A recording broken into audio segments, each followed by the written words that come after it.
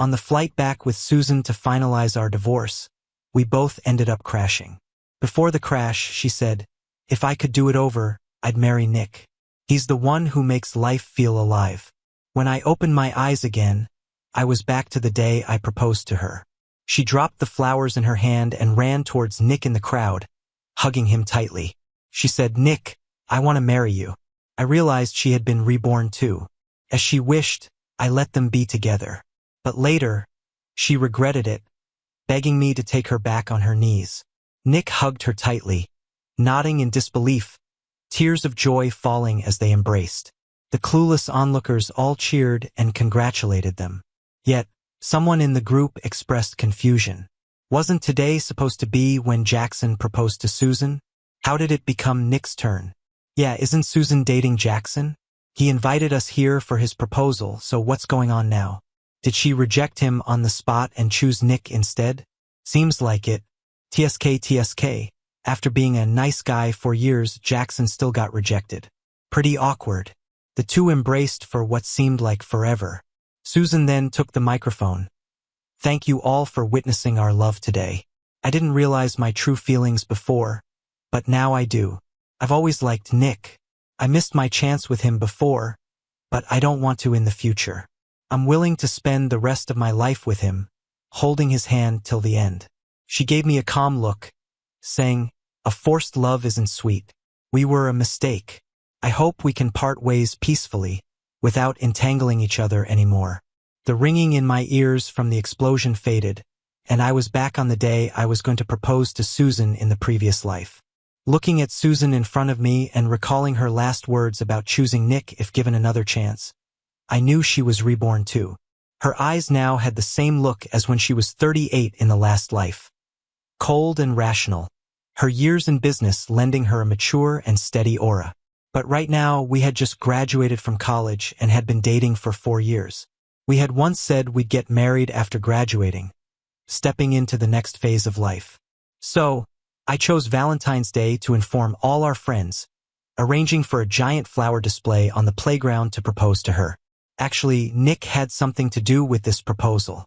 Nick was a year ahead, the lead singer of a band, sunny, handsome, bold, and carefree. He fell for Susan at the welcome party and kept approaching her, gifting her breakfast and presents, and creating moments for the two of them to be alone. Even knowing about me, he'd still say, "Well, you're not married yet. Life should be bold. When you meet someone you like, you should go for it. How will you know who's right if you don't try?" Susan always gave him the cold shoulder, but Nick continued to stick by her cheerfully. Frustrated, Susan hinted at me to propose, so Nick would realize she wanted to marry me and would never choose him. In the last life, when I proposed to Susan, Nick stood in the front row, wearing a suit and tie, holding a bunch of roses, enthusiastically and flamboyantly shouting to Susan, "Have you really thought it through? If you accept his proposal, we'll never have a chance to be together. I'm asking you for the last time. Do you want to be with me?" In the previous life, Susan decisively said, "My husband for life will only be Jackson. I only love Jackson. I hope you won't bother us anymore." But now, she called our relationship a mistake and asked me not to cling to it. Facing the curious looks of the crowd around us, I calmly said to them, "Of course, from this moment on, we're over. From now on, the bridge is the bridge and the road is the road. We have no ties anymore." Hearing my words, Susan let out a sigh of relief. Nick spun her around excitedly, saying, "I knew it, you were meant for me. But you made me wait so long before agreeing to be with me, you have to make it up to me. All right, what do you want? You have to be in the audience every time I sing." "Easy, no problem. You and Jackson had that mountain declaration and romantic beach thing. You need to do one with me too. Okay. I want you to post on social media, telling everyone you like me." "No problem." Susan looked at him lovingly, as if he was a treasure she had lost and found again. The crowd clapped and cheered. "Kiss, kiss, kiss." My roommates felt for me. Susan went too far. Isn't this cheating right in front of everyone? Talking all righteous, but why now? Why not before the proposal? This is just sickening. Exactly. Inviting all classmates here for a proposal and then breaking up in front of everyone. jumping to the next guy seamlessly, a textbook example of a player.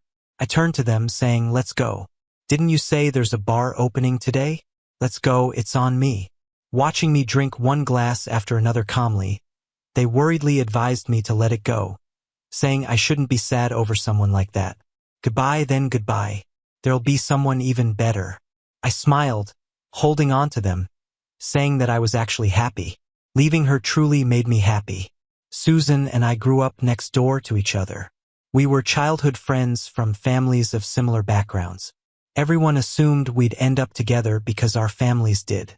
We encouraged each other through everything. We promised to start dating once we got into college and marry after graduation. It all seemed to happen naturally. But in our last life, after we got married, life got busy with work, everyday chores, and raising kids. Gradually, our relationship faded. Susan often said life felt too smooth and lacked excitement. Meanwhile, Nick became a popular rock singer. Susan was captivated by his passionate performances at music festivals. She'd watch his videos for ages over and over again.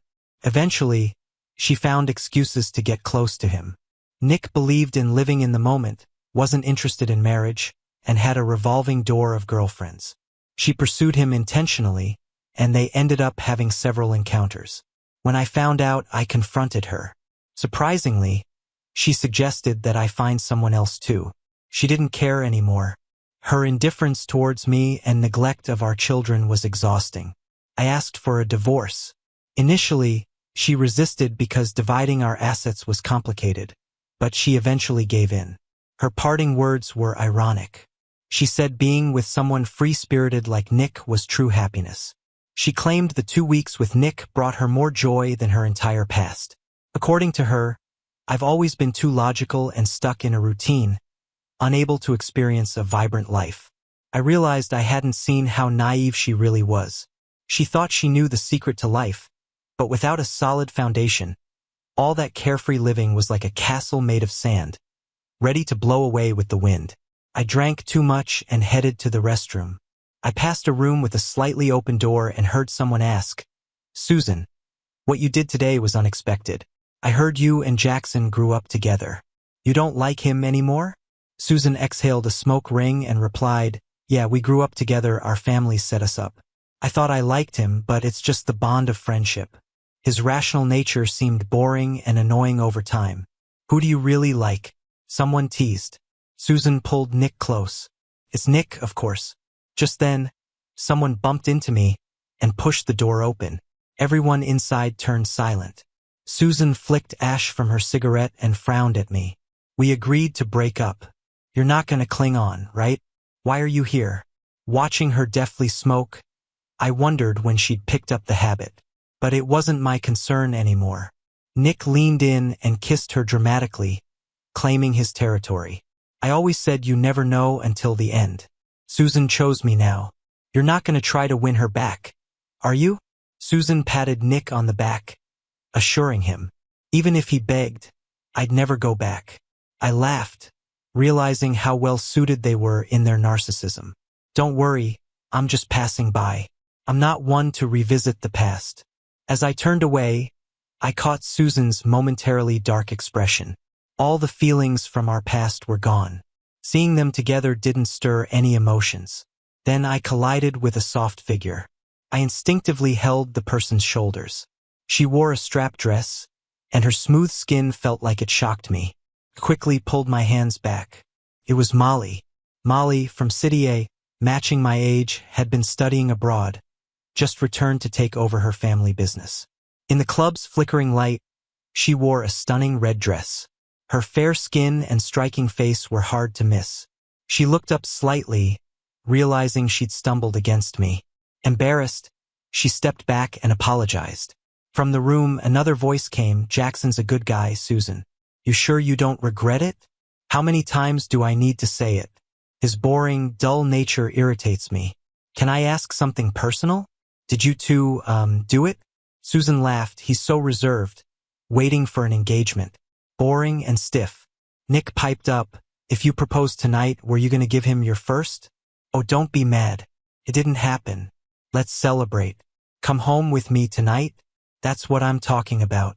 Your first should be mine. Molly, smiling, met my eyes. With cheeks flushed from alcohol, she softly asked, I heard you broke up? Are you single now? I nodded, ready to leave. Molly wobbled again, almost falling, and I caught her. You okay? She leaned against my chest, shook her head, and suddenly threw up. Sorry. Her dress, my clothes were a mess.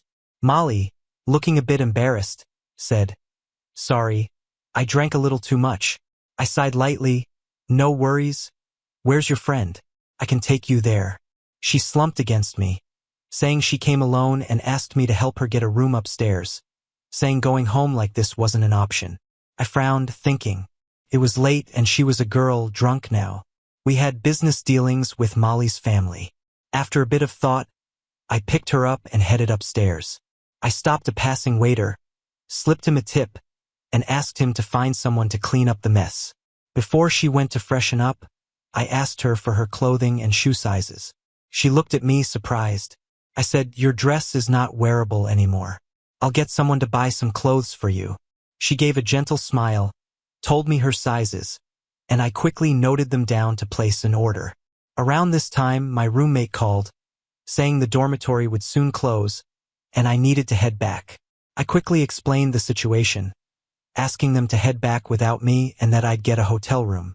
Molly soon finished washing up and walked out, surprising me in just a bathrobe. Despite having no makeup on, her skin was flawless and radiant, with her striking features still stunning. I couldn't bring myself to watch as droplets trickled down her collarbone and hurriedly went into the bathroom. Once I quickly tidied up and stepped out, the delivery guy had already dropped off the clothes. I handed them to her, telling her it was late and she could rest here. She asked what I'd do. I said the school dorm was locked, so I'd get another room downstairs. She looked at me and said she checked while I was in the shower, but the hotel was fully booked. I was astonished, wondering how that could be. She chuckled and asked, Do you really not know it's Valentine's Day today? I suddenly remembered, awkwardly hitting my forehead.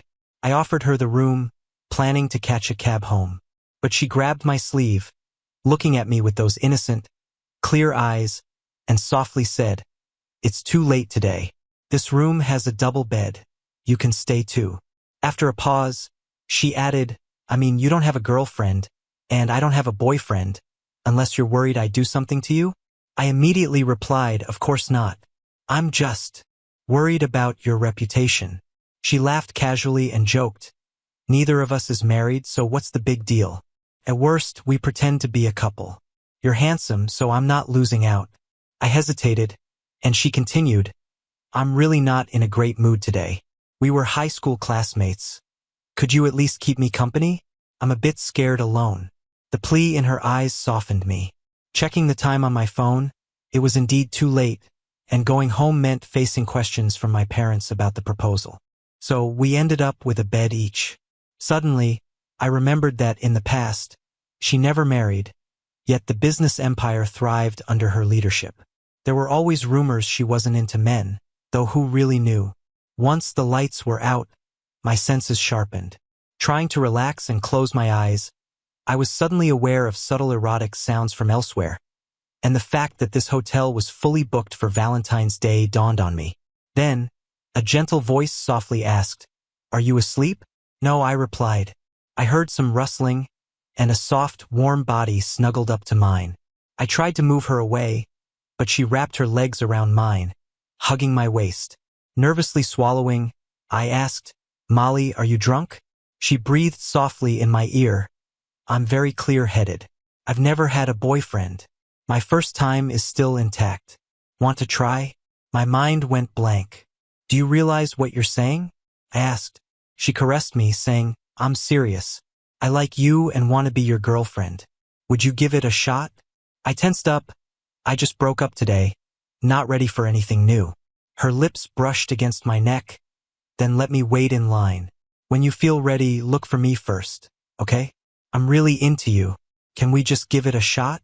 Under the influence of alcohol, the sounds from next door, and the caressing, igniting sparks on my skin, I was on edge. Are you sure you want to date me? I asked. She reaffirmed, I'm sure. I rolled over, taking initiative. Gently kissing her, I reassured her, "Then let's try it. Be my girlfriend, and I'll grow to like you." She closed her arms around my neck, agreeing softly. Okay. We spent the night together. The next morning, I gazed at her lovely face in my arms and felt a bit of regret about my impulsiveness. Yet, as clarity returned, I realized I didn't dislike her. I even admired her candidness and bluntness. When she woke up, her eyes momentarily dazed but then shyly covered her face with the blanket upon remembering last night. Seeing she wasn't upset, I felt relief.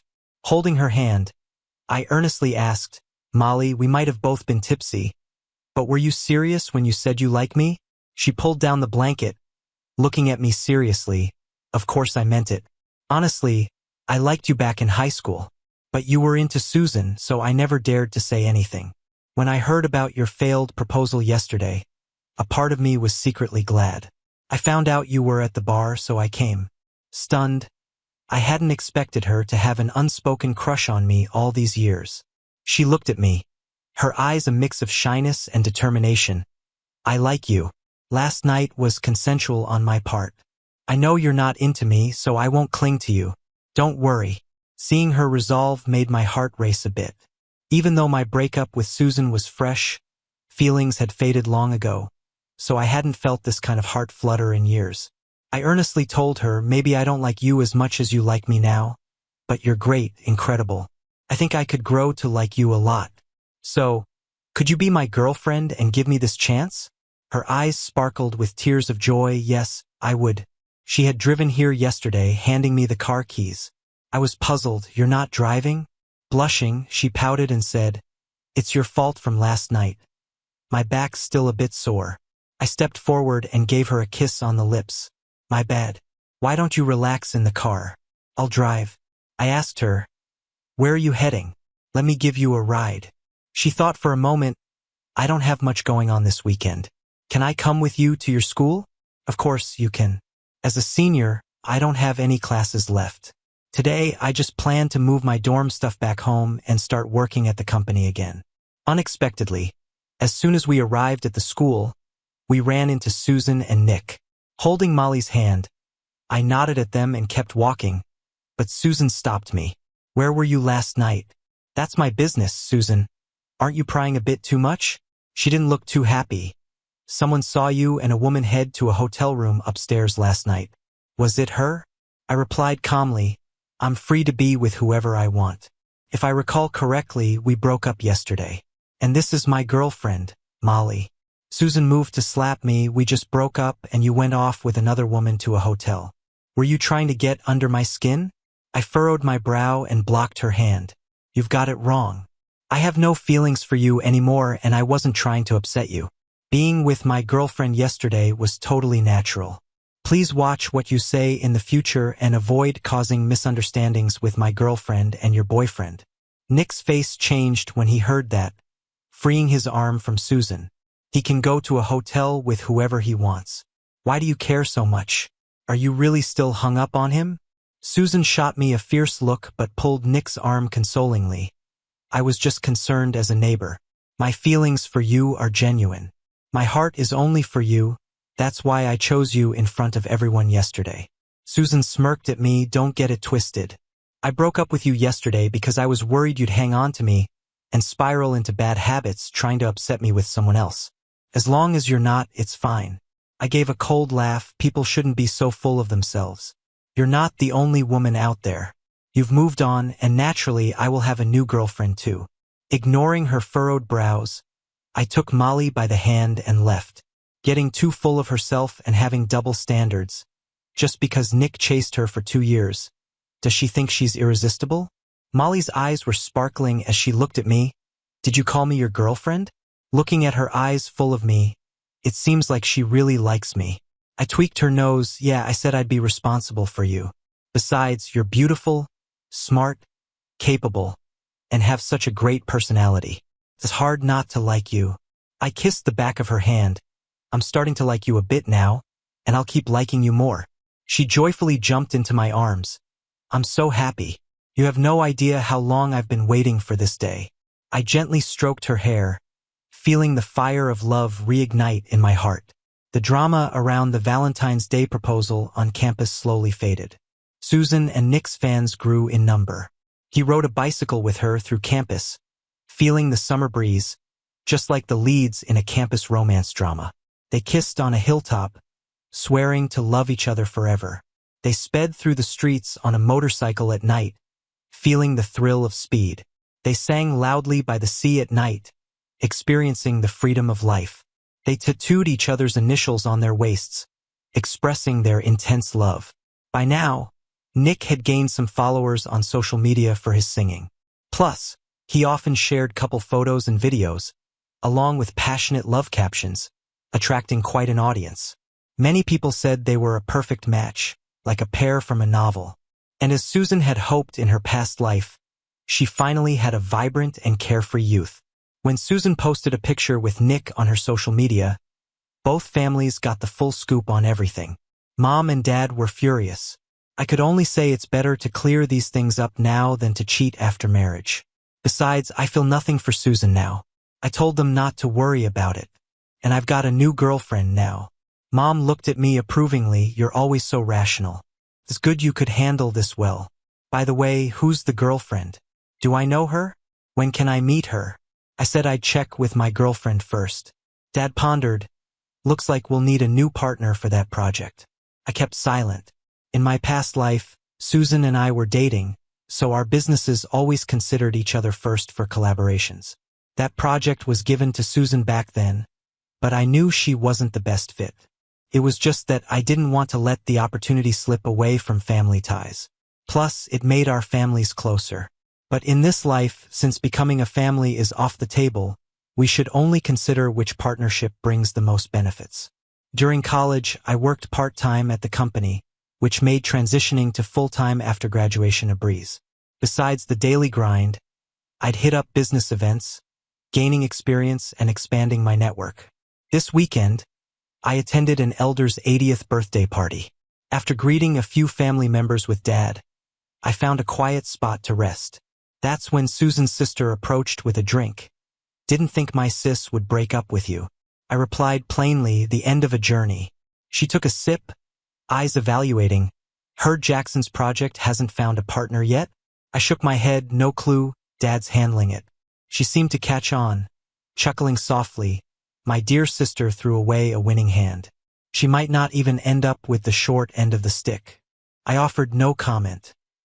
She looked at me with a playful smile and said, You know, I'm only 2 years older than you. If you're looking for an alliance, we could work together. What do you think? I politely declined, mentioning I already had a girlfriend and said I wanted to be alone for a while to get her to leave. Nearby, I heard a teasing voice. Our Mr. Jackson is quite popular. I turned to see Molly, looking stunning in her off-the-shoulder gown, with her red lips and fair skin. She caught my eye. No matter how popular I am, I'm yours, I said. She laughed mischievously, wrapping her arm around my shoulder. Good realization. Boyfriend. I held her hand tightly. Her skin was fair and her mesmerizing eyes shone brightly. She was beautiful. Susan, on the other hand, was more of a cool beauty. Seeing me staring at her, Molly asked, puzzled, Why are you staring? Something on my face? I leaned closer to her ear and whispered, You're just too beautiful to look away from. I find myself liking you more each day. Her face turned red, but she confidently said, Then you better keep liking me more and more. Of course. She bit her lip nervously. Susan's sister mentioned marriage alliance with your family. What do you think?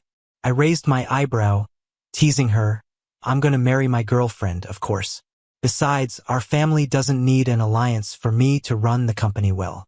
Or are you saying you just want to date but not marry me? She stomped her foot in a hurry. Of course not. I'm saying if you want an alliance, you could choose me. My family's just as good as Susan's. I looked at her seriously. I said I want to marry you because I like you, not for some alliance deal. In wealthy families, marriages often make families closer, collaborate more, and help business growth. But it comes with a risk. Benefits bring people together, but they can also tear them apart. I know my abilities. Even without an alliance, I can manage the company just fine. Molly squeezed my hand tighter. I knew I didn't like the wrong person. Just as I was about to say something else, I heard whispers from a distance. Looking over, I realized Susan had arrived, bringing Nick along.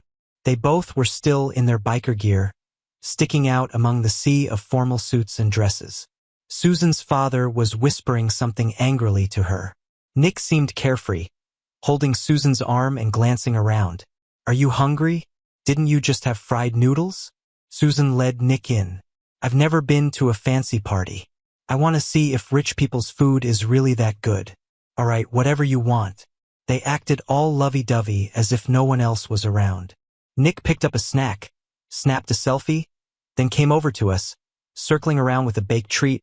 "You rich folks sure like to make a thing of birthdays." "Huh?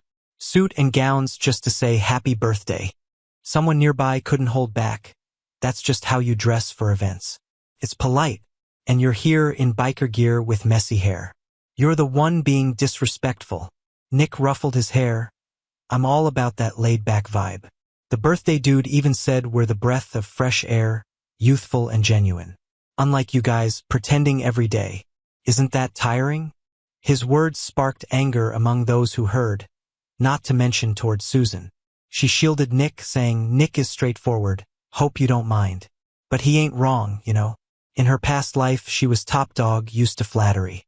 But now, being cold like this without being a part of the family business made people unhappy. Someone her age asked, "Susan, what do you even see in him?" "Jackson's got it all sorted: status, looks, skills." Suddenly, all eyes were on me. Susan frowned my way first. "Jackson's great, but Nick is the best for me." Then she grabbed Nick's hand, saying she loved his openness, making her happy and relaxed. Nick boldly planted a kiss on her right there, shocking everyone. Someone scoffed. "What is this? A soap opera?" I heard later, after the party, Susan's dad was mad. Told her to break up with Nick, apologize to me, reconcile since I was better for her career. Susan refused, leading to a heated disagreement. I, however, was relieved. Susan was off my radar entirely. She should rather stick with Nick, don't turn back to me, or I'd feel sick and lose sleep. In the end, my dad decided to work with Molly's project, and she joined the team. He had nothing but good words for her skills. When she first came over for dinner, my parents were impressed. We thrived in our companies, stayed in touch, our love growing stronger. 2 years later, I planned a grand proposal, inviting friends and family, asking Molly to marry me. She tearfully said yes, and we hugged in joy. Throughout those 2 years, Susan and Nick lived joyfully. They got married just 6 months in and even live-streamed their wedding. The Nick who swore off marriage finally did, with Susan, the one she boldly claimed to marry. We have different pursuits and lifestyles now, and I thought that was the end of it. But life seems like a book of mistakes, and there's always someone who ends up undoing everything they did before. Susan started working at a company, and Nick became a rock singer. I've heard from friends that they've broken up and gotten back together multiple times. Their fans keep growing, and with Susan's background, their relationship frequently makes it to the trending topics. Yet, the news about their recent breakup hasn't stopped. There are pictures of Susan and Nick arguing, and videos of Nick dancing closely with other women in bars. I just skimmed through it like tabloid news and focused on my busy work and wedding preparations. After work, Molly was holding my hand and we were about to leave when I got a call from an unexpected number. As I answered, I was told to look to the side, not far away. Susan was standing there with her phone, looking at me. Molly gripped my hand tightly, and I gently reassured her. "Give me a second, it's probably work-related. I'll be right back." Being in the same circle, I've met Susan a few times, mostly at work events. She lightly kissed my forehead, almost marking her territory, which made me chuckle. When I approached Susan, I caught a strong smell of smoke. I gave her a neutral look. "Susan, work stuff is better talked about during office hours." She forced a slight smile. "How have you been lately?" I raised my eyebrows. "Pretty good." She didn't seem to want to talk about work, so I was ready to say goodbye and leave. But she lit another cigarette. "I'm not doing so well." I frowned at her, And only from her opening up did I learn that since she started working, she's had less time for Nick. Yet, Nick continued his carefree lifestyle, constantly partying with friends and sometimes getting close to other women. Naturally, this led to Susan questioning him, and their arguments became more frequent. Nick argued Susan wasn't there for him, while Susan believed he didn't understand the pressure she felt to support a family. Nick shrugged it off, saying live for the moment, questioning the need to earn so much money. Susan liked a free and passionate life but desired financial comfort too. Back at school, family support was a safety net, but now, as a graduate, she had to earn for herself. Susan has one older sister and two younger brothers. Two are illegitimate, but recognized by the family. The internal struggle is intense. In the past life, with support from my family, she gained significant control in her family business. This time around, without my help, even with the memories of a past life, her situation isn't great. She gave a sardonic laugh. I was just too frustrated. Thought I'd find someone to talk to and ended up here. Do you think I've failed? I replied calmly, everyone has their path. Success or failure depends on how you see it. How you're doing now isn't my concern. I've got a fiancé. Maybe find someone else next time for a chat. Susan stared at me, seemingly wanting to continue, but I interrupted her. My fiancé's waiting. I'm leaving. Bye. A month before our wedding, news broke about Nick getting drunk and booking a room with someone. Details were all over social media, and people were buzzing. Susan was caught by reporters at her office entrance, looking utterly worn out. Their questions were sharp, and during a live broadcast, she flung a microphone before pushing through the crowd. I skimmed this news and moved on to policy updates. I then got a call from the main person in that live stream. Her breathing was heavy. Jackson, I regret everything. Can we get back together? Susan, there's no more feelings between us. Don't say things like that. But in the last life, I was your wife. We were meant to be together. Her tone sent a chill down my spine. I don't know what you're talking about. If it's not work-related, stop calling me. After I hung up, there was an unsettling feeling in my gut. The next day, I couldn't reach Molly, which was unusual. Later, I got a call from Susan, claiming Molly was with her and giving a location. At the school's rooftop, Molly was pinned near the edge by Susan, shaking her head no, gesturing me to leave. I faced Susan, barely containing my anger. Susan, what do you think you're doing? This is kidnapping, you know that? Susan looked at me steadily, then suddenly fell to her knees, speaking softly. Jackson, I made mistakes. The one truly meant for me is you, not Nick. Can we start over? Planning my next move, we could, but let Molly go first. She glanced at me with a slightly deranged smile. You're lying. If I let her go, you won't be with me, right? Standing up, she laughed almost carelessly. Doesn't matter if you say no. Jackson, do you believe in past lives? We were married. We were happy with a perfect family. Everyone envied us. This life has been a mistake, and now I want things to go back to how they were. I felt a cold jolt. What does she mean by that? Susan looked at her watch and said there was half an hour left before we could start over. I glanced at my phone, suddenly remembering my plane crash in a past life was only half an hour away. I stared at Susan in shock. Are you crazy, Susan? You've chosen the life you wanted. Just because things aren't going well, you want to risk your life to reincarnate again? Do you know when I was reborn? I was right at the moment of proposing. If it had worked out, we would be married by now and we'd be happy. I gave a cold smile. Really happy? Even if you were with me, you'd probably still be thinking about Nick, wouldn't you? Her eyes had a wild look. But not this time. This time we'll go back to the beginning and start over.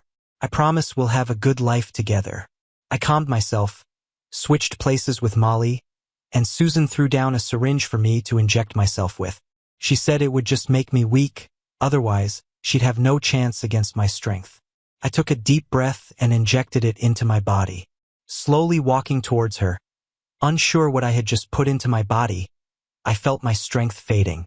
Susan finally pushed Molly aside, grabbed my hand, eyes both tender and wild. 10 more minutes and we can jump together and start fresh. The police burst out from behind the door and freed Molly. Then Nick rushed in. Susan, I knew you still had feelings for Jackson. What now? Are you trying to die together? Susan glanced at Nick and sneered. Looking back now, the time with you seemed fun but was actually pretty boring. It was just drinking and partying, nothing meaningful. Nick laughed bitterly. Then you should have broken up. Saying it's boring now, but weren't you the wildest back then? Now that you're tired of it, it's no fun anymore? I really regret marrying you. If I could do it over, I'd stay far away. Susan nodded. Exactly why I want to start over. She checked the time and murmured, "Time's up."